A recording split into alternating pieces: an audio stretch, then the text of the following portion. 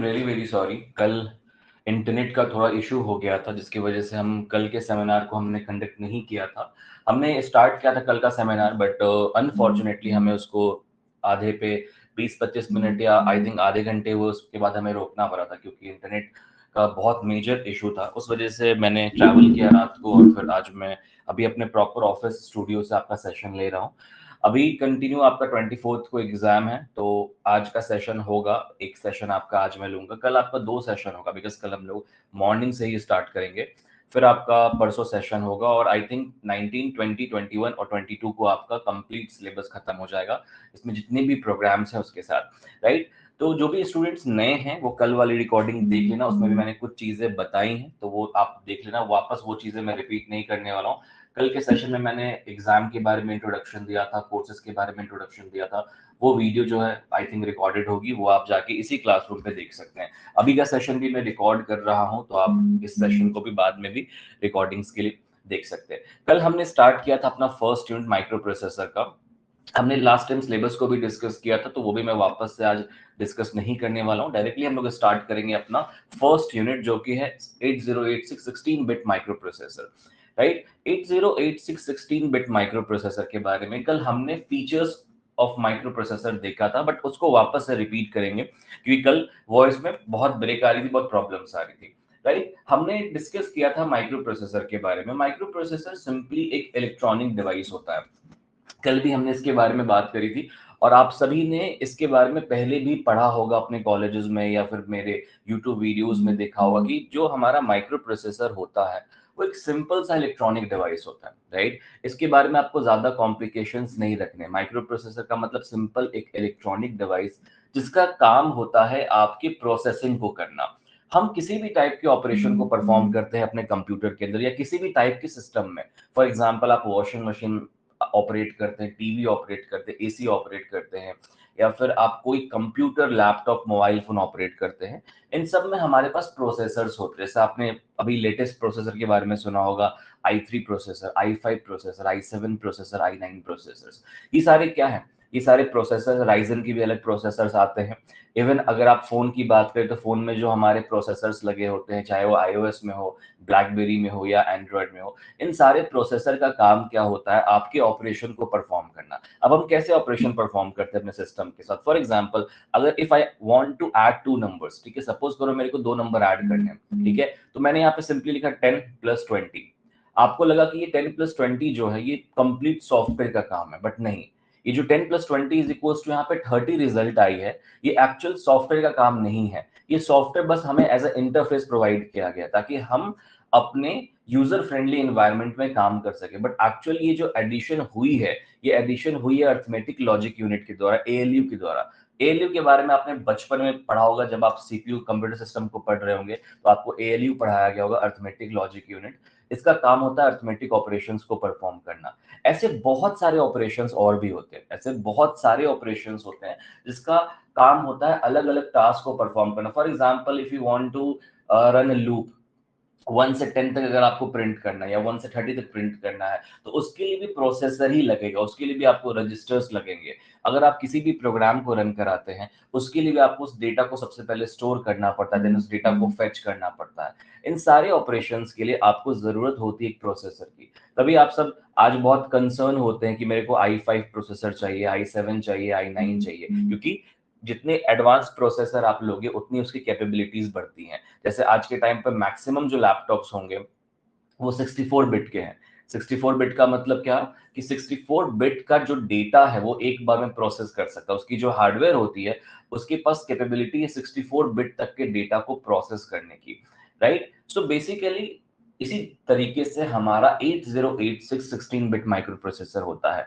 8086 एक नाम है, राइट। 8086 जो है एक जस्ट अ नेम, इसके नाम को 8086 रखा गया था। इसके आसपास के बहुत सारे वर्जन्स हैं, 8085 है, इसके बाद 8086 के भी अलग अलग वर्जन्स बने थे, ठीक है। तो उन सब के बारे में आपको ज्यादा स्ट्रेस नहीं लेना है, बिकॉज ये एक ऐसा पेपर है जहां पे आपको बहुत सारी चीजें हैं जो नहीं समझ में आती हैं, क्योंकि assembly language programming high level language programming से थोड़ा डिफरेंट होता है, right. So basically micro processor की जो डेफिनेशन होगी वो सिंपल माइक्रो प्रोसेसर या 8086 micro processor is a simple electronic device which is used to perform computations as per your need, as per your requirement।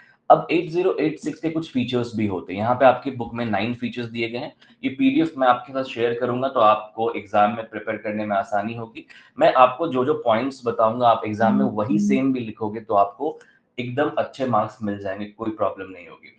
8086 के features में आपको 9 features याद नहीं करने हैं, टाइम वेस्ट है आपका। मैक्सिमम आपको 6 फीचर्स याद करने हैं, क्योंकि एग्जाम में आपको 4 या 6 आएगा, उससे ज्यादा फीचर्स नहीं आते एग्जाम में। या तो ये क्वेश्चन 2 नंबर के लिए आ सकता है, list out any 4 features of micro processor 8086, या फिर डिस्क्राइब एनी 4 फीचर्स और डिस्क्राइब फीचर्स ऑफ 8086। ऐसे क्वेश्चंस एग्जाम में आ सकते हैं, तो वहां पे आपको मैक्सिमम 6 फीचर्स ध्यान में रखना है। अब आप अपने अकॉर्डिंग 6 फीचर्स को याद कर सकते हैं। सबसे पहला फीचर होता है 8086 का, कि 8086 एक 16 बिट माइक्रो प्रोसेसर होता है। अब यहाँ पे किसी को आइडिया है कि इसका मतलब क्या हुआ? यस, 8086 16 बिट माइक्रो प्रोसेसर, इसका मतलब क्या हुआ? किसी को आइडिया है कुछ? Yes, anyone?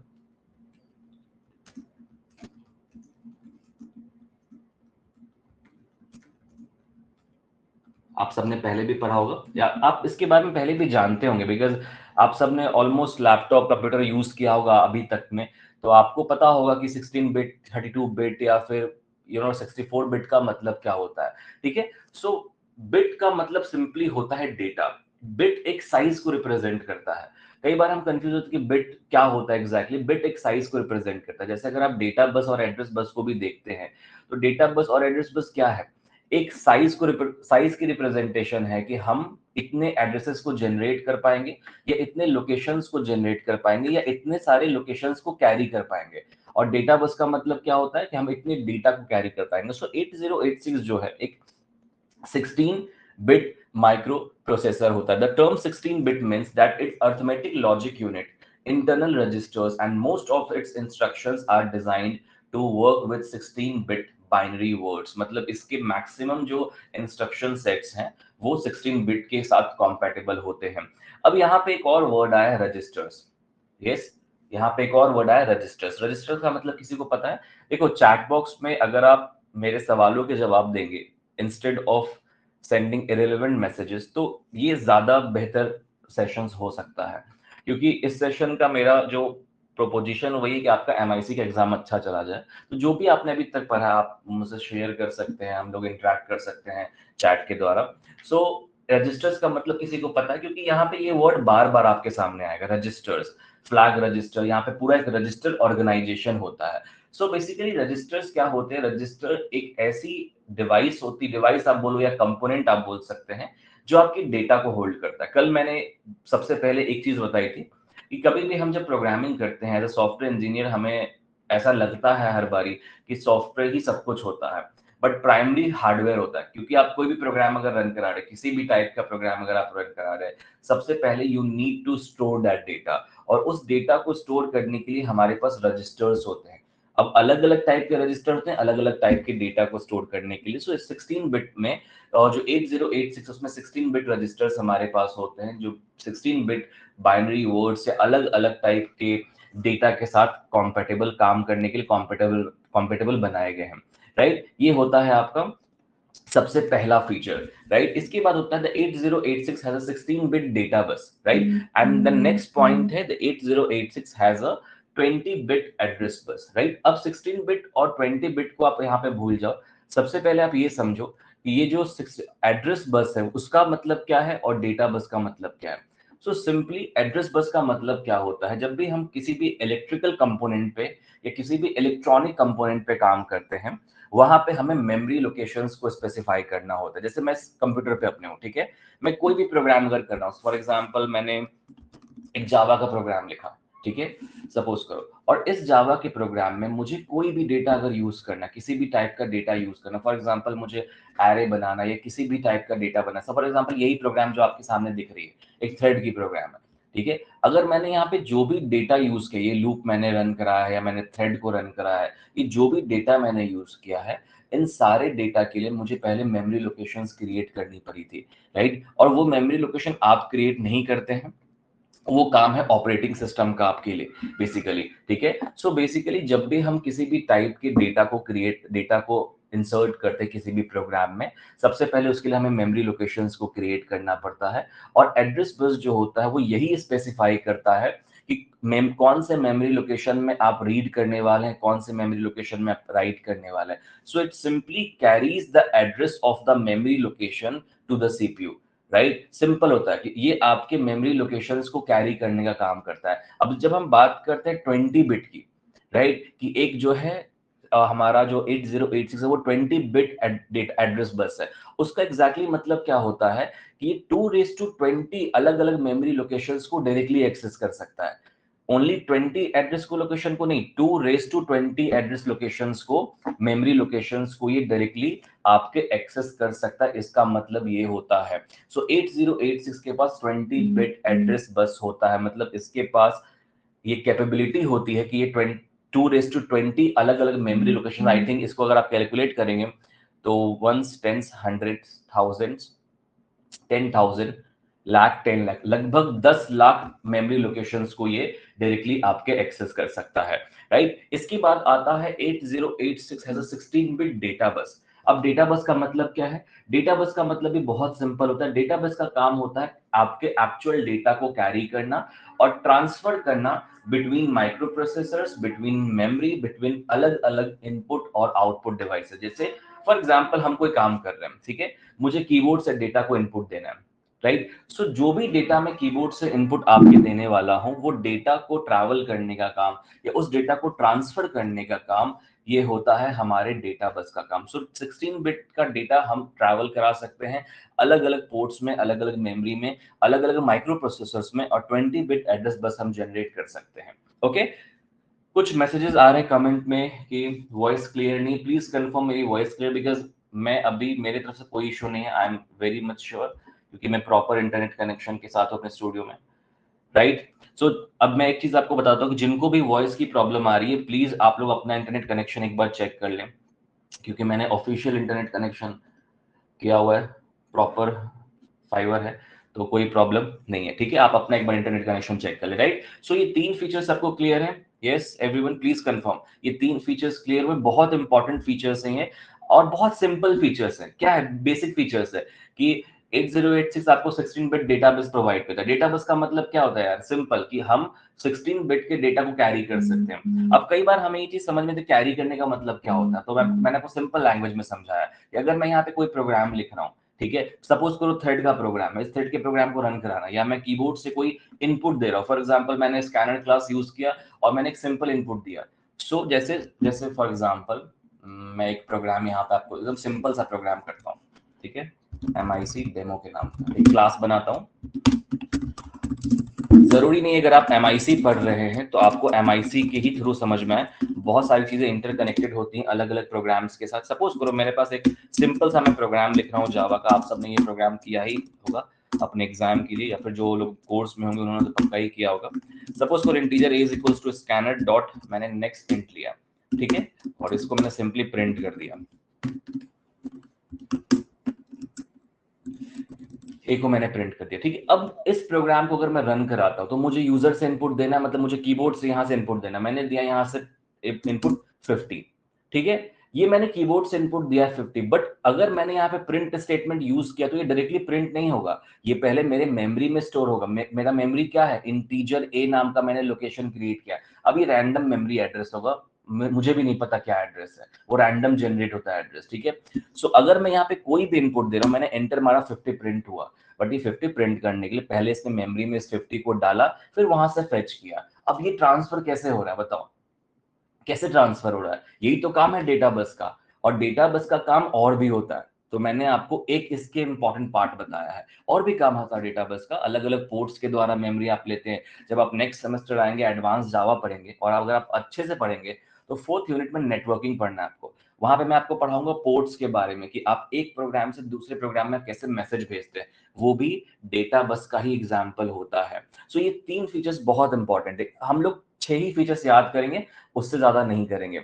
इसके बाद एक और फीचर्स है कि the 8086 can generate 16 bit input output address, जो आपके एड्रेस बस से थोड़ा सा सिमिलर है, बट जब हम इनपुट आउटपुट एड्रेस की बात करते हैं तो ये 16 बिट जनरेट कर सकता है। मतलब क्या, 2 raised to 16 input output ports generate कर सकता है। अब किसी को पोर्ट का अगर मतलब पता है तो वो बताओ, अगर किसी को नहीं पता है तो इन जनरल पोर्ट का मतलब क्या होता है बताओ। आप सब कभी बॉम्बे गए हैं? यस, बॉम्बे में अगर आप पोर्ट तो आपने देखा होगा ना, बॉम्बे में गए होंगे तो आप, अगर आप महाराष्ट्र में, ऐसे पोर्ट बहुत जगह हैं, बट मैं सबसे नियरेस्ट आपकी बात कर रहा हूँ कि अगर आप महाराष्ट्र में हैं तो आप बॉम्बे गए होंगे और आपने वहाँ पे पोर्ट देखा होगा, राइट? पोर्ट अलग अलग, इवन इंडियन नेवी की भी पोर्ट है वहाँ पे। पोर्ट का मतलब क्या होता है हिंदी लैंग्वेज में अगर मैं बात करूँ तो पोर्ट का मतलब होता है बंदरगाह, राइट? जहाँ पे शिप आके पार्क होती है। और उस पोर्ट में भी ना बहुत सारी चीजें होती है कि पूरी ऑथेंटिकेशन होती है, राइट? जावा में भी पोर्ट का मतलब सेम होता है। जब एक प्रोग्राम दूसरे प्रोग्राम, सॉरी जावा में नहीं, प्रोग्रामिंग में, जावा स्पेसिफिक जावा की बात नहीं करूंगा, हर एक प्रोग्रामिंग में, हर एक नेटवर्किंग की बात अगर मैं करूं तो पोर्ट का मतलब होता है कि अगर हम एक प्रोग्राम से दूसरे प्रोग्राम में कम्युनिकेशन करना चाह रहे तो हमें एक रास्ता चाहिए, हमें एक रास्ता के साथ, रास्ता तो आपका मीडियम हो गया, राइट? बट हमें एक ऐसा गेट चाहिए जिसके द्वारा हम इस कनेक्शन को इंसर्ट कर पाए, उसी को हम पोर्ट बोलते हैं। सो 8086 जो होता है वो 2 raised to 16 पोर्ट्स को जनरेट कर सकता है, एक्सेस कर सकता है। इसके बाद फिफ्थ जो फीचर हमारा है वो द 8086 प्रोवाइड्स 16 बिट रजिस्टर्स। ये हम लोग आगे पढ़ने वाले जो हम लोग रजिस्टर ऑर्गेनाइजेशन देखेंगे तो हम लोग अलग अलग रजिस्टर्स के बारे में यहाँ पे पढ़ेंगे। The 8086 has multiplex address bus and data bus. अब मल्टीप्लेक्स का मतलब क्या होता है, जो हमारे लाइंस ऑफ कम्युनिकेशन को रिड्यूस करता है। अगर आपको मल्टीप्लेक्सिंग याद है तो आपको ये भी याद होगा कि मल्टीप्लेक्सिंग का सिंपल सा मतलब था कि मल्टीपल सिग्नल्स को हम कंबाइन करते, सेम वही मतलब यहाँ पे भी है। तो ये 6 फीचर्स हैं जो आपके लिए इंपॉर्टेंट है। 7 फीचर्स आप ये भी लिख सकते हैं कि 8086 दो मोड में ऑपरेट करता है, बहुत इंपॉर्टेंट है। एक मोड होता है हमारा मिनिमम मोड, एक मोड होता है हमारा मैक्सिमम मोड। मिनिमम मोड और मैक्सिमम मोड का सिंपल सा मतलब होता है एफिशिएंसी की बात करते हैं हम, हमारा जो सिस्टम है, जो हमारा जो मशीन है, उसकी एफिशिएंसी क्या है। द 8086 सपोर्ट्स मल्टी प्रोग्रामिंग, मतलब हम यहाँ पे एक से ज्यादा प्रोसेस को एक बार में एग्जीक्यूट कर सकते हैं, रन कर सकते हैं। और 8086 जो है वो एक बार में 6 इंस्ट्रक्शन बाइट्स ऑफ मेमोरी को, इंस्ट्रक्शंस को मेमोरी से हमारे फेच कर सकता है। सो ये टोटल 9 फीचर्स है। अब आप डिसाइड कर सकते हैं कि आपको कौन से 6 फीचर्स याद रखने हैं, बट बहुत इंपॉर्टेंट है कि मिनिमम 4 मैक्सिमम 6 याद रखना। 6 से ज्यादा आपको याद करने की हालांकि जरूरत नहीं है मेरे हिसाब से। अगर आपने याद कर लिया तो अच्छी बात है, अगर आपने याद नहीं भी किया तो भी कोई प्रॉब्लम नहीं है। 6 फीचर्स बहुत इनफ हैं आपके लिए। मैं आपको सजेशन दूंगा कि फर्स्ट 3 याद कर लो, फोर्थ भी याद कर लो, फिफ्थ भी याद कर लो और सेवेंथ याद कर लो, सिक्स छोड़ दो, ठीक है? बिकॉज ये फीचर्स बहुत इंपॉर्टेंट हैं जो हमारे 8086 की प्रॉपर्टी को डिफाइन करते हैं। Okay, yes, are we clear? यहां तक सबका क्लियर है? फीचर्स क्लियर हुए 8086 के? एग्जाम में लिख पाओगे ये सारे फीचर्स आप लोग जाके? ओके, ये एग्जाम पॉइंट ऑफ व्यू से बहुत इंपॉर्टेंट क्वेश्चन है, बहुत इंपॉर्टेंट है, क्योंकि एग्जाम में आएंगे ये क्वेश्चन। जिनको भी स्क्रीनशॉट लेने की जरूरत है वो स्क्रीनशॉट ना ले, मैं ये पीडीएफ फाइल आपके सेशन के जस्ट बाद शेयर कर दूंगा, प्लीज डोंट वरी, ठीक है? एकदम टेंशन मत लो, मैं ये शेयर करूंगा आपके, इसके साथ मैं आपको नोट्स भी शेयर कर दूंगा आपके ग्रुप पे, ठीक है? तो टेंशन मत लो, मैं अभी आपको इस सेशन के जस्ट 2 मिनट बाद शेयर कर दूंगा, ठीक है? इसके बाद हम लोग एक बहुत इंपॉर्टेंट पार्ट देखते हैं जो कि है हमारा 8086 आर्किटेक्चर। मतलब 8086 एक इलेक्ट्रॉनिक कंपोनेंट है, राइट? एक सिंपल मशीन है, जैसे आपकी वॉशिंग मशीन होती है, आपकी बाइक होती है, आपकी टेलीविजन होती है, आपकी एसी होती है, उन सबका एक स्ट्रक्चर होता है। आप देखेंगे कि हर एक एसी का एक ही स्ट्रक्चर है। अगर आप स्प्लिट की बात करें तो एक टाइप की एसी आती है, विंडो की बात करें तो विंडो एक ही टाइप की सारी कंपनीज बना रही है। उसी तरीके से हमारे 8086 का भी एक स्ट्रक्चर होता है, एक आर्किटेक्चर होता है। अब आर्किटेक्चर का मतलब क्या होता है? तो architecture is nothing but an abstract representation of the whole system, right? Architecture का मतलब क्या है? कंप्लीट सिस्टम को डिफाइन नहीं करता ये आपको क्या लगता है कि 8086 में इतनी चीजें होती हैं जितना आपके स्क्रीन पे दिख रहा है? एक कंप्लीट प्रोसेसर में इतनी ही चीजें होती हैं? जब आप एंड्रॉइड आर्किटेक्चर पढ़ते तो एंड्रॉइड में बस आपने जो स्क्रीन पे देखा बस वही होता है? नहीं, ये एक एब्स्ट्रैक्ट रिप्रेजेंटेशन। तो जब भी आप आर्किटेक्चर को पढ़ते हैं, ऑलवेज रिमेंबर कि आर्किटेक्चर्स जो होते हैं वो ब्लूप्रिंट होते हैं, वो एक स्ट्रक्चर्ड होते हैं, वो एक एब्स्ट्रैक्ट रिप्रेजेंटेशन होते हैं, जहां पे उन्हीं चीजों को हम मेंशन करते हैं जो कि इंपॉर्टेंट है और जिससे हम एक कॉन्सेप्ट को समझ पाए। सो 8086 के स्ट्रक्चर को अगर आप देखेंगे तो यहाँ पे दो बहुत इंपॉर्टेंट चीजें आपको दिखती है, राइट। सबसे पहली दो चीजें आपको क्या दिख रही है, यहाँ पे आपको दो अलग अलग सेक्शंस दिख रहे हैं। अब ये सबको क्लियर है ना, प्लीज कंफर्म, ये सबको क्लियर है कि 8086 का काम क्या है, सबको क्लियर है ये चीज। 8086 का काम मैं वापस आपको बता रहा हूं, 8086 का काम है आपके इंस्ट्रक्शंस को एग्जीक्यूट कराना। आपके इंस्ट्रक्शंस क्या हो सकते हैं बताइए, यस, आपके इंस्ट्रक्शन क्या हो सकते हैं, जैसे आप अपने रियल वर्ल्ड में इंस्ट्रक्शन देते हो ना, कुछ भी इंस्ट्रक्शन, जैसे close the door, close the window, open the window, right, get me food, ये इंस्ट्रक्शंस आप देते हैं। आप रेस्टोरेंट में जाते हैं, आप खाना ऑर्डर करते हैं, ये इंस्ट्रक्शन है आपका, राइट। सेम उसी तरीके से आप कंप्यूटर को भी इंस्ट्रक्शन देते हैं कि मेरे को 2 नंबर को ऐड करके दो, मेरे को 1 से 10 तक प्रिंट करके दो, मुझे अर्थमेटिक ऑपरेशन परफॉर्म करो, मैं एक नया फाइल क्रिएट करना चाहता हूँ, वो मुझे फाइल क्रिएट करके दो, मैं एक फोल्डर बनाना चाहता हूँ, फोल्डर क्रिएट करो, ऐड करो, सब्ट्रैक्ट करो, फोल्डर को मॉडिफाई करो, ये इंस्ट्रक्शंस आप देते हैं। और वो कमांड्स आपका सिस्टम कैसे सुनता है, वो सुनता है आपके ऑपरेटिंग सिस्टम के द्वारा, because operating system is the bridge between an user and the hardware, right. But जब ऑपरेटिंग सिस्टम आपके इंस्ट्रक्शंस को हार्डवेयर तक पहुंचाता है, तो वहां पे भी तो कोई ऐसी चीज होनी चाहिए ना जो आपके उस रिक्वेस्ट को रिस्पॉन्स दे, क्योंकि ये रिक्वेस्ट रिस्पॉन्स मॉडल है। सो हमारा जो आर्किटेक्चर है 808, ये दो पार्ट में डिवाइडेड है। पहला पार्ट है BIU, बस इंटरफेस यूनिट, और दूसरा पार्ट है एग्जीक्यूशन यूनिट। अब ये दोनों का ना कलेक्टिव काम एक ही है, आपके इंस्ट्रक्शन को एग्जीक्यूट कराना, ठीक है, कुछ अलग काम नहीं। अगर आपसे कोई भी ये पूछे कि बताओ 8086 के आर्किटेक्चर में जो भी चीज है उसका काम क्या है, आपको सिंपल लैंग्वेज में जवाब देना है कि इसका काम है आप मेरे इंस्ट्रक्शंस को एग्जीक्यूट कराना। whatever instructions we are passing whatever instructions we are passing to our system, the whole responsibility of the 8086 architecture और processor is to execute that instructions, ठीक है। उसमें दो पार्ट है, सबसे पहला पार्ट है BIU, बस इंटरफेस यूनिट, दूसरा पार्ट क्या है, एग्जीक्यूशन यूनिट। अब हम लोग वन बाय वन समझते हैं कि बस इंटरफेस यूनिट का काम क्या होता है, एग्जीक्यूशन यूनिट का काम क्या होता है। सो बस इंटरफेस यूनिट को हम लोग interface to the outside world भी बोलते हैं। मतलब क्या हुआ कि ऐसा इंटरफेस जो आउटसाइड वर्ल्ड, जो यूजर के साथ इंटरेक्ट करेगा। अब इंटरफेस का मतलब सिंपल में मैं बताया तो मेरा एक इंटरफेस का एक मेरा वो है, फुल फॉर्म है कि मैं इंटरफेस को इंटरेक्शन वाला फेस डिफाइन करता हूँ, ठीक है। ये जो इंटरफेस होता है वो इंटरेक्शन वाला फेस होता है, मतलब क्या कि वो सामने वाले यूजर के साथ इंटरेक्ट कैसे करेगा। सो बस इंटरफेस यूनिट का काम होता है आउटसाइड वर्ल्ड। आउटसाइड वर्ल्ड का मतलब क्या, वो यूजर, राइट। आउटसाइड वर्ल्ड मतलब क्या, पूरी दुनिया से इंटरेक्ट नहीं करना है हमें। आउटसाइड वर्ल्ड का सिंपल सा मतलब वो जो यूजर है, जो हम लोग है, जो इंस्ट्रक्शंस हम दे रहे हैं उनको, ठीक है। सो इससे इंटरेक्ट करने का काम बस इंटरफेस यूनिट का होता है। अब यहाँ पे ना बस इंटरफेस में सबसे पहले तो आपको ये आर्किटेक्चर याद करना होगा, राइट। इस आर्किटेक्चर को याद करने के लिए आपके पास कोई अलग ऑप्शन नहीं है, इसको आपको अल्टीमेटली डायग्राम देखो, प्रैक्टिस करो, याद करो, ठीक है। ये देखो कि बस इंटरफेस यूनिट में क्या क्या चीजें होती हैं। सबसे पहला हमें बस इंटरफेस यूनिट में दिखता है हमारे पास कुछ यहाँ पे सेगमेंट्स हैं।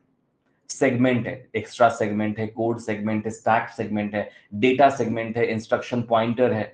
इसके बाद हमारे पास एक क्यू भी है, यहाँ पे इंस्ट्रक्शन स्ट्रीम क्यू, 1 2 3 4 5 6 दिखा, ये 1 2 3 4 5 क्या है, नंबर ऑफ इंस्ट्रक्शंस है। और इसके बाद हमारे पास आता है एग्जीक्यूशन यूनिट, जहां पे चीजें एग्जीक्यूट हो रही हैं। सो बस इंटरफेस यूनिट के कुछ फंक्शंस है जो बहुत इंपॉर्टेंट है आपको याद करना। कई बार एग्जाम में 2 नंबर के लिए क्वेश्चन आते हैं, 4 नंबर के लिए आते हैं कि डिस्क्राइब फंक्शंस ऑफ बस इंटरफेस यूनिट और एंड एग्जीक्यूशन यूनिट, ठीक है। तो सबसे पहला फंक्शंस क्या होते हैं बस इंटरफेस यूनिट के, it sends address of the memory और इनपुट आउटपुट। ये मेमोरी के एड्रेस को सेंड करता है और इनपुट आउटपुट को सेंड करता है।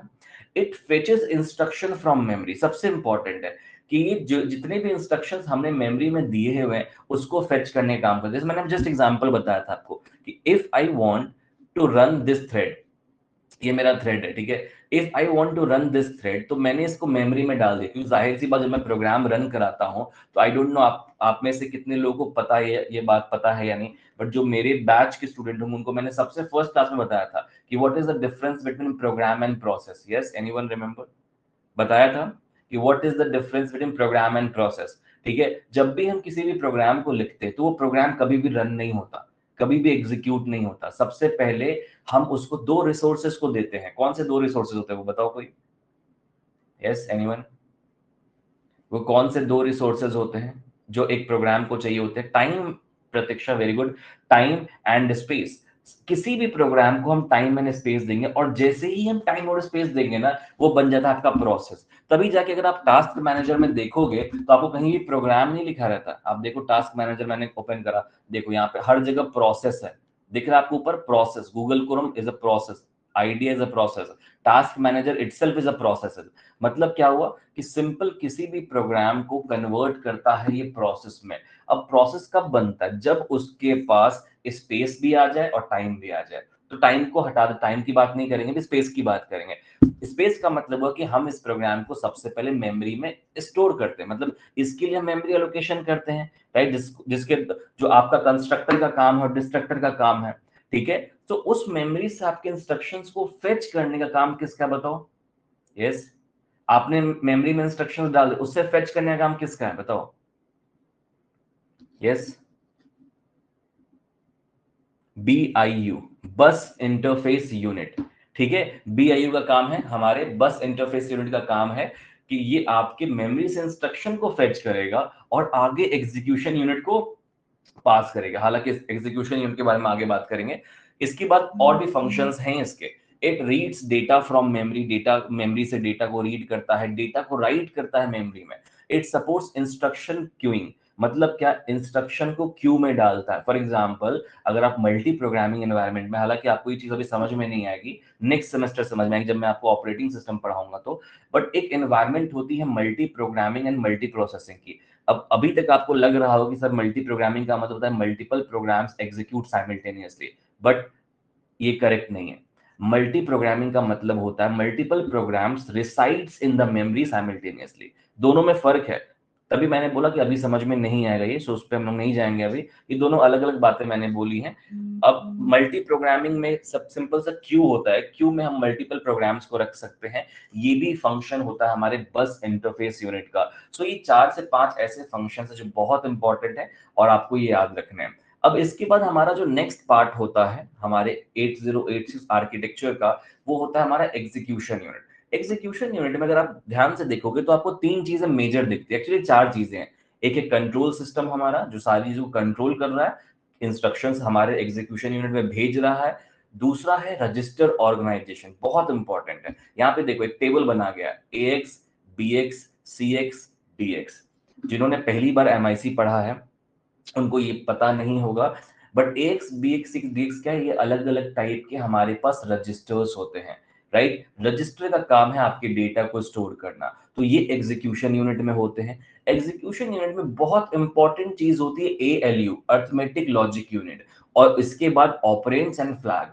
तो ये आपको कंपोनेंट ध्यान, हालांकि मुझे ऐसा लगता है कि आर्किटेक्चर इतना मुश्किल नहीं है, ठीक है? अगर आप इसकी अलग अलग कंपोनेंट को बस ध्यान में रखो कि BIU में BIU में एक्चुअली 2 इंपॉर्टेंट यूनिट्स हैं। एक हमारा है सेगमेंट, एक है हमारा क्यू। एग्जीक्यूशन यूनिट में हमारे पास 4 इंपॉर्टेंट चीजें हैं। एक है रजिस्टर, ALU, फ्लैग ऑपरेंड, और लास्ट है कंट्रोल सिस्टम्स, ठीक है? सो ये यूनिट को आपको ध्यान रखना और ये डायग्राम याद करना है। अब हम लोग ये समझते हैं कि एग्जीक्यूशन यूनिट का काम क्या होता है। The execution unit of 8086 tells the BIU, bus interface unit, from where to fetch instructions और data, डिकोड्स instructions and execute instruction. मतलब क्या हुआ? सिंपल कि एग्जीक्यूशन यूनिट का काम होता है BIU को कमांड देना, बस इंटरफेस यूनिट को कमांड देना कि बस इंटरफेस यूनिट को इंस्ट्रक्शंस कहां से फेच करना है, डेटा कहां से फेच करना है, डेटा को डिकोड कैसे करना है, इंस्ट्रक्शन को डिकोड कैसे करना है और उसको एग्जीक्यूट कैसे करना है। सो बेसिकली एग्जीक्यूशन यूनिट, जैसा इसका नाम डिफाइन करता है, एग्जीक्यूशन यूनिट का मतलब ही होता है कि आपके पास जो भी इंस्ट्रक्शंस आए हैं उसको सिंपली एग्जीक्यूट कराता है। अब एग्जीक्यूशन यूनिट में हमारे पास 2-4 अलग अलग कंपोनेंट्स हैं, जैसे कंट्रोल सर्किटरी है, इंस्ट्रक्शन डिकोडर है, अर्थमेटिक लॉजिक यूनिट है, रजिस्टर ऑर्गेनाइजेशन है। अब आई थिंक कि आपको इन सारे कंट्रोल, इन सारे कंपोनेंट्स के बारे में याद करने की जरूरत नहीं है, ठीक है? बस लिस्ट आउट कर देना काफी है, राइट? इतना आपको पूरा कवर करने की, हर एक कंपोनेंट को डिफाइन करने की जरूरत नहीं है, because it is also very important कि एग्जाम में टाइम कितना, टाइम मैनेज करना बहुत जरूरी है। क्योंकि कई बार ऐसा होता है एज ए स्टूडेंट, सबसे बड़ी गलती क्या होती है कि हमें एक बहुत अच्छा क्वेश्चन मिल गया सामने, ठीक है, बहुत अच्छा क्वेश्चन, मतलब क्या, अच्छा क्वेश्चन का मतलब क्या होता है कि जो क्वेश्चन आपको आता है, अब आप अपना बेस्ट दे देते हो उस क्वेश्चन में। 6 नंबर का क्वेश्चन है, आपने 20 मिनट वहीं लगा दिया, 25 मिनट वहीं लगा दिया, उससे आपका टाइम मैनेजमेंट खराब होता है, राइट? सो ये बहुत इंपॉर्टेंट है कि आपको ये पता हो कि कितना लिखना है, और आपको क्या क्या चीजें नहीं लिखनी है। तो जो भी चीजें मैंने आपको बताई है वो आपको उन सारे पॉइंट्स को मेंशन करना है, राइट? क्लियर है सबका? यस, यहां तक क्लियर है सबका? ओके। इसके बाद एक और कॉन्सेप्ट आता है हमारे पास, पाइपलाइनिंग का, ठीक है? पाइपलाइनिंग का कॉन्सेप्ट एक्चुअली बहुत सिंपल होता है। पाइपलाइनिंग का मतलब ये होता है कि हम एक साथ मल्टीपल इंस्ट्रक्शंस को एग्जीक्यूशन के लिए भेजते हैं, राइट? जो हमारे टाइम को थोड़ा सा सेव करता है, राइट? जो हमारे टाइम को थोड़ा सेव करेगा, राइट? और हमारे टाइम को बचाएगा, ठीक है? ओके। सर्किट ये साची सर्किटरी का मतलब ये होता है सिंपल, जो आपका कंट्रोल सिस्टम है कि हम उसको कंट्रोल कैसे कर रहे हैं, राइट? इसका मतलब ये होता है। एंड श्रुति, ऑपकोड किधर स्टोर होता है? देखो, ऑपकोड सिंपल आपका जहां पे प्रोग्राम्स स्टोर होता है ना, आपका ऑपकोड भी वहीं स्टोर होता है, ठीक है? स्क्रीन आप सबको अभी शायद नहीं दिख रही होगी ना, बुक की? बुक दिख रहा है आप सभी को? Just 1 second. Okay, wait. ठीक है, सो ऑपकोड, श्रुति, ऑपकोड जो होता है जहां पे आपके प्रोग्राम्स स्टोर होते हैं ना, वहीं पे आपका ऑपकोड भी स्टोर होता है। कोई उसके लिए कोई अलग से स्पेसिफिक प्लेस नहीं होती है ऑपकोड को स्टोर करने की, ठीक है? ऑपकोड में बहुत सारी चीजें होती हैं, राइट? जैसे हम जब किसी भी प्रोग्राम को मेमोरी में लोड करते हैं, मशीन कोड में लोड करते हैं, तो ऑटोमेटिक वो सारे प्रोग्राम्स आपके ऑपकोड्स को अपने पास इंक्लूड रखते हैं, और जनरली वो कोड सेगमेंट में जाके स्टोर होता है। कोड सेगमेंट, आई थिंक अभी तक मैंने नहीं बताया होगा आपको। आई थिंक आपको सेगमेंट्स पता है क्या? यस श्रुति, सेगमेंट 4 तरह के होते हैं: data segment, code segment, stack segment, ये सब ये आपको पता है, पहले भी मैंने पढ़ा रखा है इसके बारे में। सो कोड सेगमेंट जो होता है, जहां पे आपका प्रोग्राम एक्चुअली स्टोर होता है, वहां पे आपका ऑप कोड स्टोर होता है। क्लियर है? यस, चलो ठीक है। अब हम लोग देखते हैं, अभी स्क्रीन दिख रही है ना आप सभी को? Yes everyone, please confirm. Okay. अब हम लोग देखते हैं पाइपलाइनिंग का कॉन्सेप्ट। तो पाइपलाइनिंग का कॉन्सेप्ट बहुत सिंपल होता है। पाइपलाइनिंग का जो मतलब होता है, वो सिंपल सा मतलब ये होता है कि आप एक साथ मल्टीपल इंस्ट्रक्शंस को एग्जीक्यूट करा रहे हैं, मल्टीपल इंस्ट्रक्शंस को एक साथ आप मेमोरी में भेज रहे हैं। जैसे किसी भी इंस्ट्रक्शन को एग्जीक्यूट कराने के लिए ना दो दो स्टेप होते हैं, दो मेजर स्टेप होते हैं। हालांकि बहुत सारे स्टेप होते हैं, बट मैं दो मेजर स्टेप की बात करता हूँ। सबसे पहला जो स्टेप होता है वो ये होता है कि आपने एक इंस्ट्रक्शन को भेजा, उस इंस्ट्रक्शन ने अपनी सारे रिसोर्सेस को एक्वायर किया, ठीक है? रिसोर्सेस को एक्वायर करा और देन वो एग्जीक्यूशन के लिए गया, ठीक है? उसके बाद आपने दूसरे रिसोर्सेस को भेजा, फिर वो रिसोर्सेस को एक्वायर किया, फिर वो जाके वहां पे एग्जीक्यूट होता है। बट पाइपलाइनिंग में हम क्या करते हैं कि जब एक इंस्ट्रक्शन एग्जीक्यूट हो रहा होता है, तभी हम वहां पे दूसरे इंस्ट्रक्शंस को, रिसोर्सेज को एक्वायर करने के लिए भेज देते हैं। इस प्रोसेस को हम लोग बोलते हैं पाइपलाइनिंग का कॉन्सेप्ट। सपोज करो कि मेरे पास 2 इंस्ट्रक्शंस हैं या 3 इंस्ट्रक्शन है।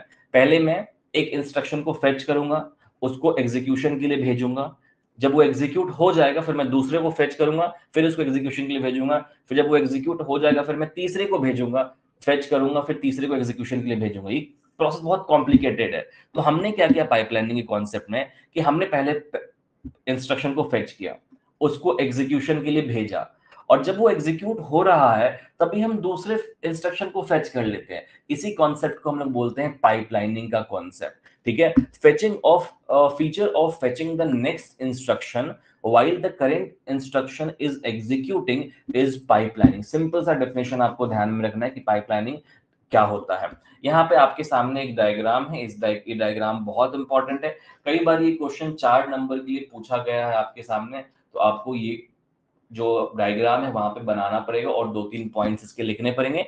2-3 पॉइंट्स के लिए आप यहाँ आपकी बुक में कुछ पॉइंट्स दिए गए हैं, जैसे कि to speed up programming execution, कि हम पाइपलाइनिंग के कॉन्सेप्ट को क्यों करते हैं। सो सिंपल सा जवाब है ना कि एग्जीक्यूशन को बढ़ाने के लिए। इस एग्जीक्यूशन की स्पीड को बढ़ाने के लिए। So to speed up program execution the BIU fetches 6 instruction byte ahead of time from the memory, मतलब एग्जीक्यूट होने से पहले आप उसको फेच कर लेते, इससे हमारी प्रोग्राम एग्जीक्यूशन की स्पीड थोड़ी सी इंक्रीज हो जाती है। These prefetched instruction bytes are held for the execution unit in a group of registers called queue।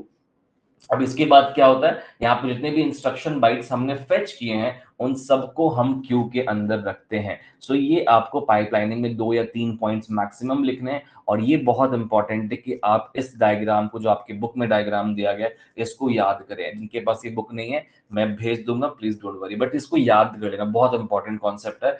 ये एग्जाम में आ सकता है आपके, मतलब आई थिंक ये 4 नंबर के लिए आएगा। ठीक है, मेरा ये गैस है कि क्वेश्चन बहुत टाइम पूछा गया, अगर आप प्रीवियस ईयर क्वेश्चन पेपर्स को भी देखेंगे तो ये क्वेश्चन एग्जाम में आते हैं पाइपलाइनिंग के, और बहुत सिंपल सा 3 से 4 पॉइंट्स लिख देना और डायग्राम बना देना, आपको नंबर मिल जाएगा। ठीक है, इसके बाद हमारे पास आता है रजिस्टर ऑर्गेनाइजेशन, बहुत इंपॉर्टेंट पार्ट है।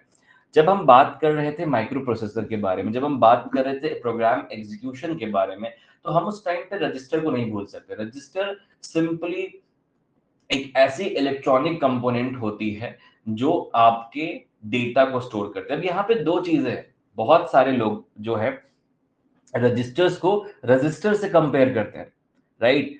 अब जैसे बहुत सारे लोग क्या है कि जिन्होंने MIC बिल्कुल नहीं पढ़ा, एग्जाम देने चले गए, रजिस्टर की जगह रजिस्टर सेलेक्ट करा गए। ठीक है, दोनों अलग, दोनों एक्चुअली इलेक्ट्रॉनिक ही कंपोनेंट है, ये भी इंपॉर्टेंट है। रजिस्टर भी एक इलेक्ट्रॉनिक कंपोनेंट है और रजिस्टर्स भी एक इलेक्ट्रॉनिक कंपोनेंट है। आपको पता है रजिस्टर्स क्या होते हैं? आपने पढ़ा होगा फिजिक्स में। यस, रजिस्टर्स आपने पढ़ा है। रजिस्टर नहीं, रजिस्टर्स, RESIS, रजिस्टर, और रजिस्टर का मतलब REGIS, right. So simply registers जो होते हैं वो हमारे इलेक्ट्रिसिटी को, इलेक्ट्रिक कंपोनेंट को अपोज करते थे, उसको रोकने का काम करते थे। और रजिस्टर जो होते हैं वो हमारे डेटा को स्टोर करने का काम करते हैं। सो यहाँ पे जो बात हो रही है रजिस्टर की, वो हो रही है डेटा स्टोरेज की। सो 8086 के पास बहुत सारे रजिस्टर्स हैं, राइट। अब यहाँ पे कुछ रजिस्टर का नाम आपके सामने दिया गया। सो रजिस्टर हमारे 4 अलग अलग सेक्शंस में डिवाइडेड है, राइट। सबसे पहला सेक्शन हमारे पास आता है जनरल पर्पस रजिस्टर का।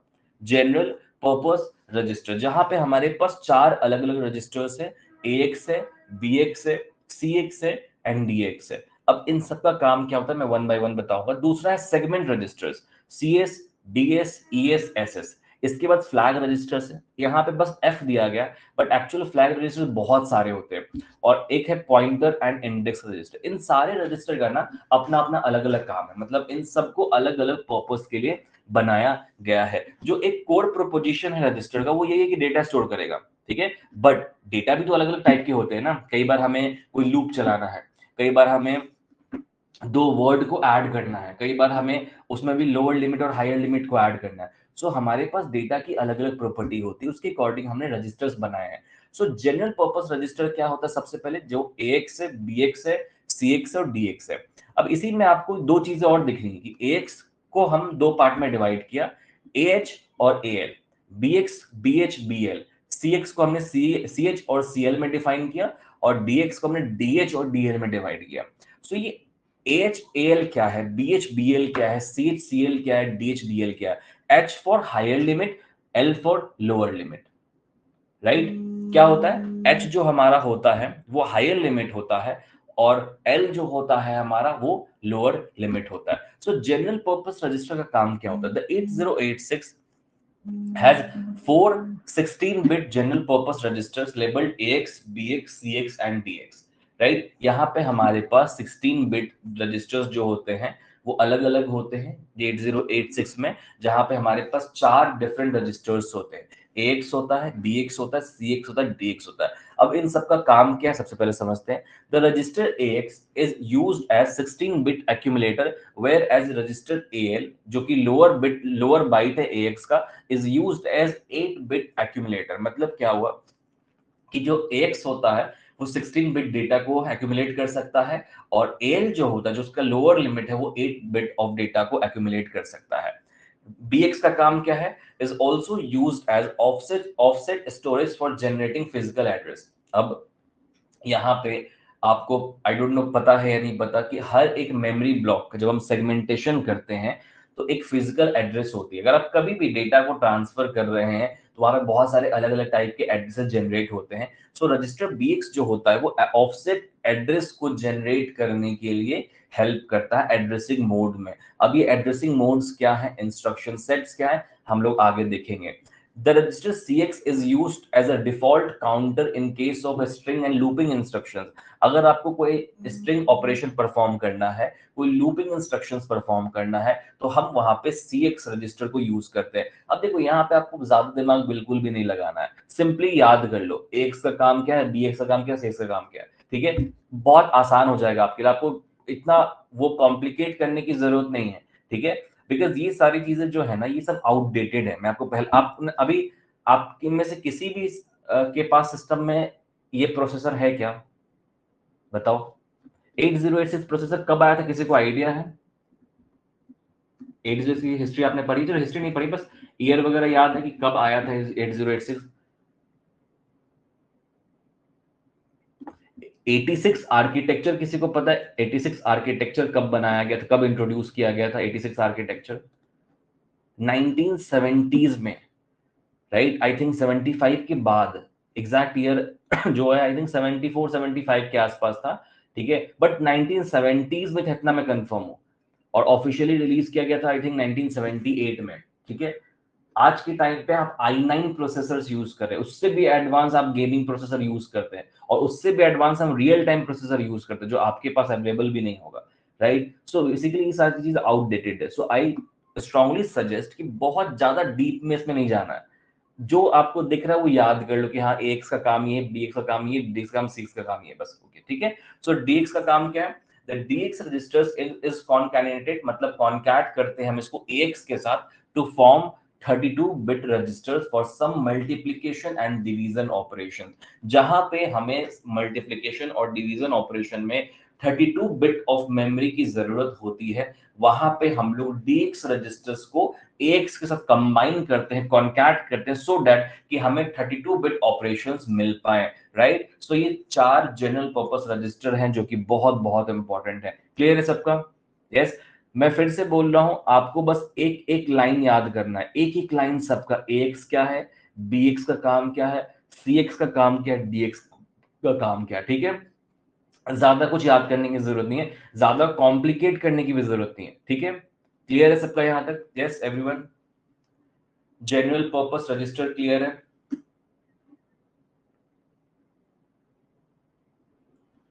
ओके, ठीक है। जनरल पर्पस रजिस्टर में हमारे पास 4 हैं, AX, BX, CX और DX, ठीक है। अब ये सारे जो रजिस्टर्स है ना, इसको जैसा मैंने आपको बताया कि 2 पार्ट में डिवाइड किया गया, एक है लोअर पार्ट, एक है हायर पार्ट। लोअर पार्ट का मतलब जो आपके लोअर बाइट्स को स्पेसिफाई करेगा, हायर का मतलब है जो हायर बाइट को स्पेसिफाई करेगा। इसमें हमने बताया आपको कि 4 अलग अलग है। AX का काम क्या है कि ये AX जो है 16 बिट एक्यूमुलेटर की तरह काम करता है। अब इसमें से चलो ठीक है और डिटेल में बताया था आपको। किसी को आइडिया है कि what is the meaning of accumulator? Yes, what is the meaning of accumulator? या फिर किसी को आइडिया है कि AX का काम क्या होता है? ओके, सो एक्यूमुलेटर का मतलब होता है टेम्पररी स्टोरेज।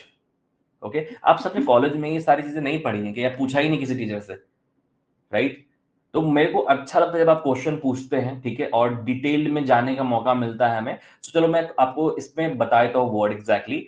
AX रजिस्टर जो होती है, जब हम लोग बोलते हैं कि AX एक 16 बिट एक्यूमुलेटर है, मतलब क्या हुआ, ये आपके लिए 16 bit of temporary storage accumulate मतलब कलेक्ट करके अपने पास रखता है, ठीक ठीक है। इसलिए हम लोग इसको एक्यूमुलेटर रजिस्टर भी कहते हैं। सो बेसिकली एक्यूमुलेटर का मतलब क्या होता है? It serves a temporary storage location for your operands, for your operations, for your instruction set. जब आप कोई भी arithmetic and logic unit perform करें, फॉर एग्जांपल आप एंड ऑपरेशन कर रहे हैं, या फिर अगर आप एडिशन कर रहे हैं, सब्ट्रैक्शन कर रहे हैं, या कुछ भी कर रहे हैं, वहां पे आपको टेम्पररी स्टोरेज की जरूरत पड़ेगी। वो टेम्पररी स्टोरेज कौन ला के देगा? वो एक्यूमुलेटर कौन है आपका? वो है AX।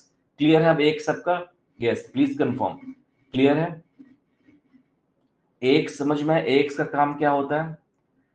ठीक है, अब आते हैं BX पे। अब बीएक्स का काम क्या है? बीएक्स बेसिकली जनरेट करते हैं हम लोग फिजिकल, बीएक्स यूज करते हैं हम लोग फिजिकल एड्रेस को जनरेट करने के लिए। फिजिकल एड्रेस समझते हो? हर एक मेमोरी ब्लॉक का ना अपना एक एड्रेस होता है, मतलब हर एक मेमोरी ब्लॉक का। अब एड्रेस भी बहुत तरह के होते हैं, ठीक है? कभी कभी हम लोग हेडर एड्रेस भी लेते हैं, राइट? कभी कभी हम लोग अलग अलग चीजें करते हैं एड्रेस जनरेशन में। सो बीएक्स जो होता है वो सिंपली इसका प्राइमरी यूज है मेमोरी एड्रेसिंग का। इसका क्या है? प्राइमरी यूजर बीएक्स का memory addressing, right? Memory addressing में हमारे पास फिजिकल एड्रेस जनरेशन होता है, जो हमारे हर एक ब्लॉक के फिजिकल एड्रेस को जनरेट करेगा, ठीक है? इसके बाद नेक्स्ट हमारा है सीएक्स। सीएक्स का काम क्या है? ये आपके लिए लूपिंग इंस्ट्रक्शंस परफॉर्म करता है, काउंटर एज अ काउंट। जब आप इंस्ट्रक्शन एग्जीक्यूट करते हैं और आप कोई लूप चला रहे हैं, कोई आप स्ट्रिंग को ले रहे हैं, वहां पे सीएक्स आपका हेल्प करेगा। डीएक्स का काम क्या है? जब हमें कोई भी मल्टीप्लिकेशन और डिवीजन करना हो और जहां पे हमें 32 बिट रजिस्टर चाहिए, क्योंकि हमारे पास 32 बिट है क्या, बताओ? यस, हमारे पास 32 बिट है क्या? नहीं है ना, हमारे पास तो 16 बिट है। बट हमें जरूरत तो हो सकती है ना यार। तो हम क्या करते हैं? हम डीएक्स को कंबाइन करते हैं एक्स के साथ to form 32 bit register for some operations like multiplication and division, ठीक है? समझ रहे हो?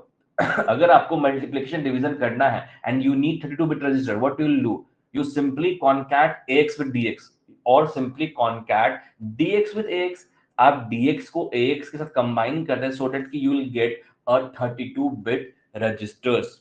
क्लियर है सबका यहां तक? यस एवरीवन, अब समझ में आया सबको? सबसे मैं पूछ रहा हूँ, 109 स्टूडेंट्स प्रेजेंट हैं यहाँ पे, सबसे मैं पूछ रहा हूँ, सबको क्लियर? देखो ये सारे क्वेश्चंस ऐसे जो बहुत इंपॉर्टेंट है, ठीक है? एंड आई नो कि मैं इस सेशन को कल ही स्टार्ट करने वाला था and I was really excited, but कल आप सबको पता है इंटरनेट का बहुत बड़ा इशू हुआ, जिसकी वजह से मेरे को अर्जेंट फ्लाइट लेना पड़ा। मैंने अर्जेंट कनेक्टिंग फ्लाइट ली एंड देन हम लोग आज ये सेशन को कंडक्ट करें। बट एग्जाम से पहले आपकी ये सारी चीजें मैं क्लियर करा दूंगा। मैं आपको इंपॉर्टेंट क्वेश्चंस भी बताऊंगा और यहाँ पे मैं आपको इंपॉर्टेंट पॉइंट्स भी बताऊंगा कि आपको एग्जाम में क्या क्या एग्जैक्टली लिखना है। सो प्लीज डोंट वरी, ठीक है? इसके बाद हमारे पास है सेगमेंट रजिस्टर्स। रजिस्टर ऑर्गेनाइजेशन में नेक्स्ट पार्ट हमारा सेगमेंट रजिस्टर का। सेगमेंट रजिस्टर क्या होते हैं? सेगमेंट रजिस्टर्स मतलब बेसिकली सेगमेंटेशन को जब आप देखते हैं ना, तो हमारी मेमोरी लोकेशंस अलग अलग पार्ट में डिवाइडेड है, ठीक है? जैसे यहाँ पे आपके सामने कुछ 4 मेजर पार्ट्स दिख रहे हैं आपको: extra segment, stack segment, data segment and code segment. अब इन सब का अलग अलग काम है, ठीक है? मतलब ये जो जितने भी आपको सेगमेंटेशन यहाँ पे दिख रहे हैं, जो अलग अलग ब्लॉक्स बेसिकली दिख रहे हैं, इन सब का अपना अपना अलग अलग काम है। जैसे कि क्या है? CS जो है, जो कोड सेगमेंट रजिस्टर है, उसका काम क्या है? Holds the upper 16 bits of the starting address of the segment from which the BIU is currently fetching the instruction code byte।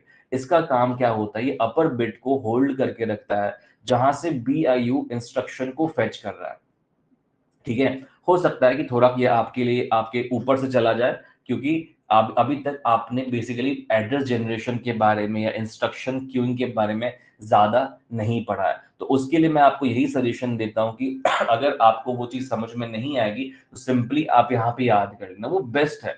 क्योंकि देखो हर चीज एग्जाम के टाइम में समझ में आ जाइए कंपलसरी नहीं होता है, राइट? आपको अगर सिंपली समझ में नहीं आएगा, याद कर लो, रट जाओ इस चीज को, ठीक है? कि हाँ कोड सेगमेंट का काम ये है, डेटा सेगमेंट का काम ये है, ठीक है? सो कोड सेगमेंट का काम क्या है? अपर 16 बिट को होल्ड करता है, राइट? जो कोड सेगमेंट हमारा होता है वो अपर 16 बिट को होल्ड करने का काम करता है। स्टैक सेगमेंट का काम क्या होता है? ये upper 16 bit starting address of the program stack, जो भी स्टैक रिलेटेड ऑपरेशंस है, इसको होल्ड करता है, राइट? ES और DS का काम क्या है? ये हमारे स्टार्टिंग एड्रेस के 16 बिट को रजिस्टर को स्टोर करता है, जो भी हमारे मेमोरी सेगमेंट्स में जो हम डेटा के लिए यूज करने वाले, जहां पे हमारा डेटा स्टोर होगा, राइट? एक्स्ट्रा सेगमेंट बोलो या डेटा सेगमेंट बोलो, राइट? सो ये आपके पास 4 अलग अलग सेगमेंट्स है। हालांकि आई थिंक ये क्वेश्चन ऐसे एग्जाम में नहीं पूछे जाते हैं, बहुत स्पेसिफिक नहीं आते हैं। आपको 6 नंबर के लिए अगर क्वेश्चन आएगा तो आएगा एक्सप्लेन रजिस्टर ऑर्गेनाइजेशन फॉर 8086, ठीक है? तो उसमें आपको एकदम शॉर्ट में लिखना है, एकदम शॉर्ट में। हर चीज को अगर आप एक्सप्लेन करोगे तो 15 पेज का आंसर हो जाएगा, उतना टाइम भी नहीं है आपके पास, तो आपको शॉर्ट में लिखना है। इसके बाद हमारे पास पॉइंटर्स एंड इंडेक्स रजिस्टर्स भी होते हैं। इसका नोट्स मैंने शेयर किया था, किसी के पास है क्या नोट्स इसका? जो मेरे पुराने स्टूडेंट्स हैं या यूट्यूब पे जो जिनको मैंने पढ़ाया है, उनको मैंने नोट्स भी शेयर किया था ग्रुप पे, ठीक है? मैं वापस से आज भेज दूंगा सारा नोट्स, ठीक है?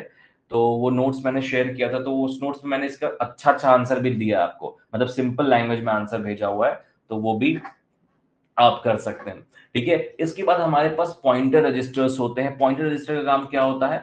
पॉइंटर रजिस्टर्स में जनरली हमारे पास 2 या 3 तरह के रजिस्टर्स मिलते हैं। आईपी, बीपी एंड एसपी, मतलब इंडेक्स पॉइंटर हो गया, बेस पॉइंटर हो गया, आपके पास यहाँ पे अलग-अलग टाइप के स्टैक पॉइंटर्स होते हैं, राइट? तो पॉइंटर जो भी हमारे पास रजिस्टर्स हो, जिसमें हमारे पास इंडेक्स रजिस्टर को भी हम लोग इंक्लूड करते हैं, एसआई और डीआई को भी, डेस्टिनेशन एंड सोर्स को भी कई बार हम इंक्लूड करते हैं, राइट? इसका सिंपल सा काम क्या होता है, आपके जितने भी स्टैक के रिलेटेड ऑपरेशंस हैं, राइट, या फिर जो जनरल पर्पस ऑपरेशन है, जहां पे आपको पॉइंटर्स की जरूरत पड़ने वाली है, राइट, वहां पे हम लोग पॉइंटर्स और इंडेक्स रजिस्टर्स को यूज करते हैं। जैसे इंडेक्स में हम लोग एसआई और डीआई को सोर्स और डेस्टिनेशन के लिए यूज करते हैं, राइट? इसके लिए ना मैंने एक नोट्स में सिंपल लैंग्वेज में आंसर आपको भेजा हुआ है, तो वो मैं आपके ग्रुप पे भेज दूंगा, जो आपका सेमिनार वाला ग्रुप है उस पे भेज दूंगा। आप एक बार उसको फॉलो कर लेना, वहां पे मैंने बहुत सिंपल लैंग्वेज में चीजें बताई हैं, एक बार उसको देखना।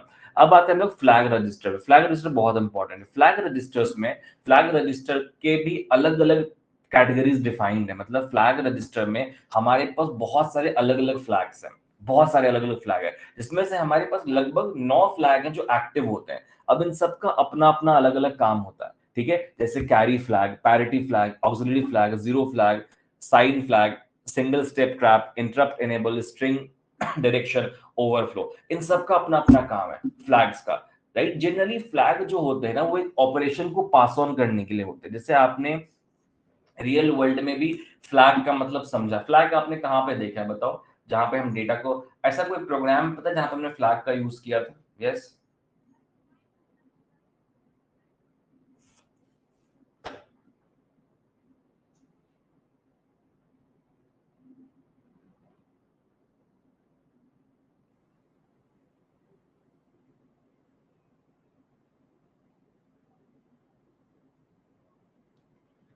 प्राइम नंबर के प्रोग्राम में हम लोग जनरली करते हैं,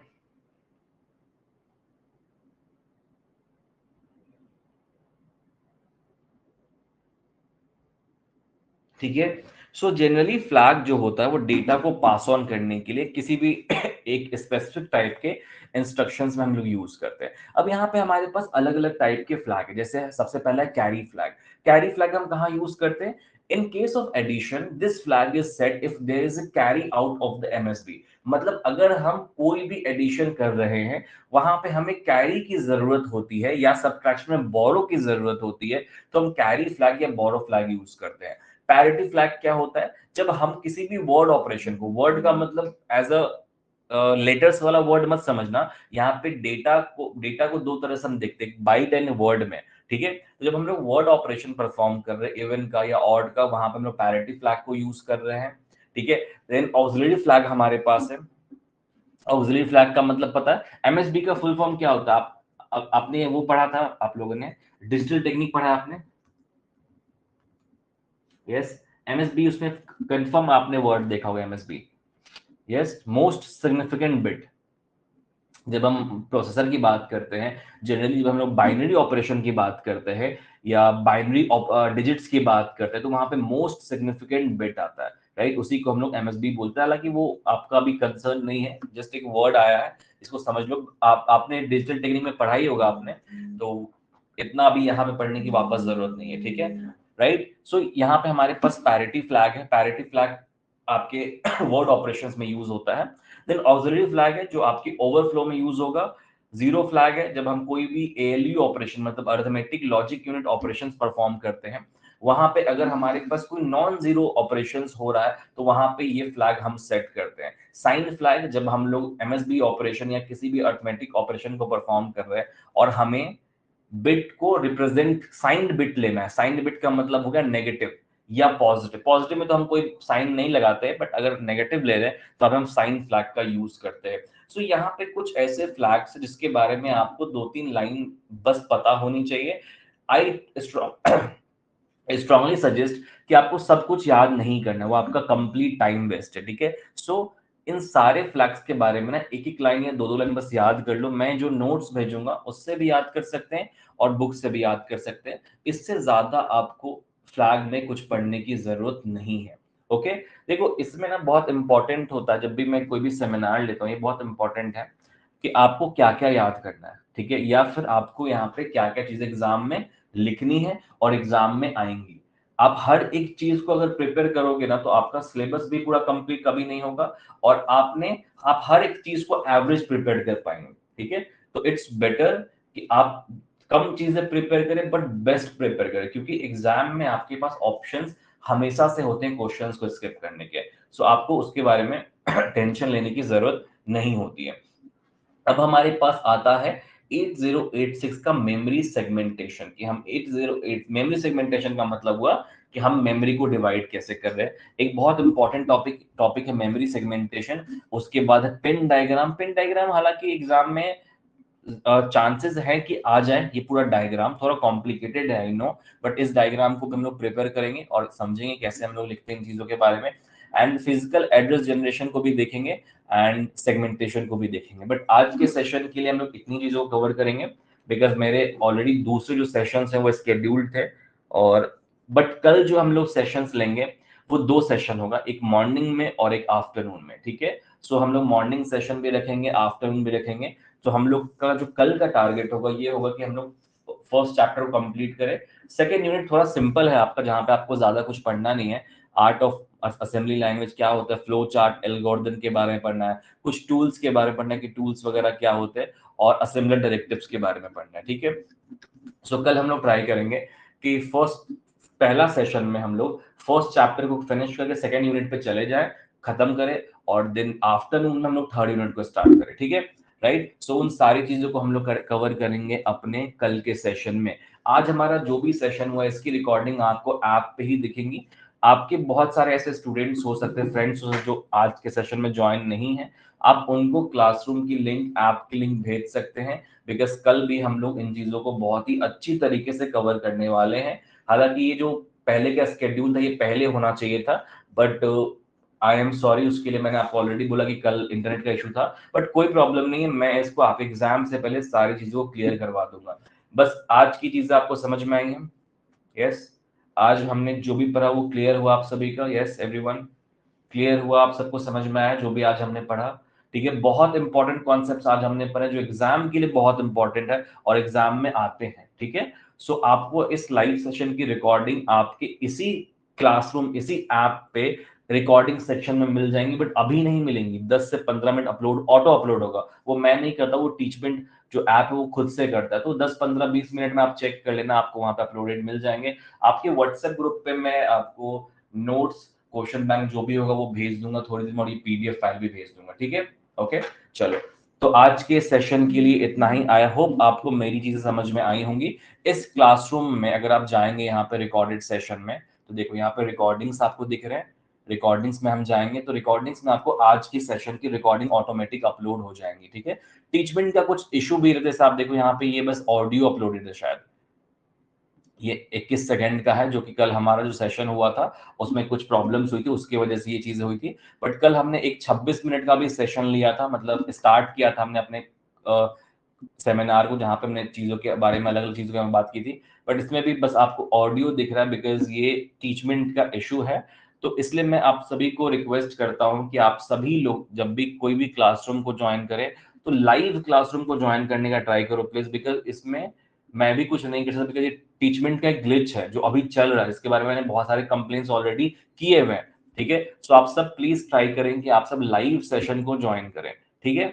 बाकी रिकॉर्डिंग्स आपको यहाँ पे दिख जाएंगे, आप रिकॉर्डिंग्स देख सकते हैं, राइट। और एक बहुत इंपॉर्टेंट चीज कि हमारी थर्ड ईयर की जो क्लासेस हैं उसकी एडमिशन स्टार्ट है जून फर्स्ट वीक से, हमारी क्लासेस स्टार्ट हो रही है। उसकी वेबसाइट पे सारी इन्फॉर्मेशन आ चुकी है, यूट्यूब पे भी आ चुकी है, आपको मैं लिंक शेयर कर दूंगा, आप जाके वहां से देख सकते हो। ओके, चलो, thank you so much for joining today session. मिलते हैं हम लोग अपने कल के सेशन में और आगे की चीजों को कंटिन्यू करते हैं। Okay, thank you so much everyone for joining today session.